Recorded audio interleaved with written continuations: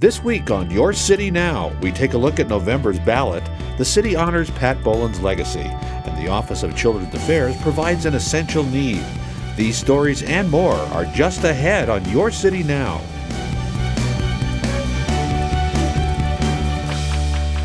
Tuesday, November 5th is the date for the 2019 coordinated election. Denver voters will decide on several ballot issues, plus 9 candidates vying for 3 seats on the Denver Public Schools Board. Here's a look. Proposition CC would allow the state to keep and spend all the revenue it annually collects on schools, education programs, and transportation projects. Proposition DD would authorize and regulate sports betting in Colorado. Denver voters will decide on 4 specific issues as well, ranging from establishing a new Department of Transportation, creating a new rank in the fire department, to requiring elected officials to live in Denver for the term of their office. Candidates on the ballot are seeking seats on the DPS board. Voters in the southeast part of the city can select one of 3 candidates for the seat representing their District 1.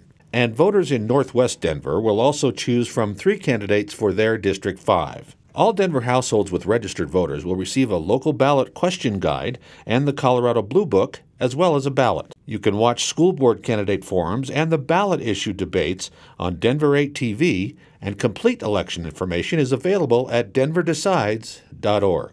It was only a Bluebird Wednesday, but it felt like an Orange Sunday as Mayor Hancock declared October 9th to forever be Pat Boland Day in Denver. To honor a man who not only brought championship-winning ways to Denver, Colorado, and the entire Rocky Mountain region, but showed all of us here in Denver as well what it means to be a good corporate citizen. Pat Boland, who passed away in June of this year, started and championed Denver Broncos Charities, which has given over $25 million to various organizations since its inception. The indelible mark Pat Boland has left on the sports of football and our great city and state will endure, and we thank him, the team, and the entire Broncos family for the lasting impact they have made on fans across the world. In recognition of Mr. Boland's contributions to the city, the Boland family and the Broncos organization was presented with the Mayor's Challenge coin, and Bannock Street was temporarily renamed Pat Boland Boulevard. To watch the full ceremony, stay tuned to Denver 8 or visit denver8.tv. Denver City Council heard from the community concerning amendments to the Denver zoning code.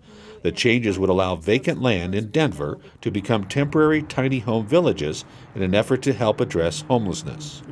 We really seek to transform the lives of every resident that comes through our gates. I would just ask the City Council to rise up to a deeper evaluation of what this process has been, do a debriefing, look for best practices. Tiny home villages provide safety, privacy, and a sense of personal space that has made them especially popular with vulnerable or marginalized residents looking to transition into permanent housing.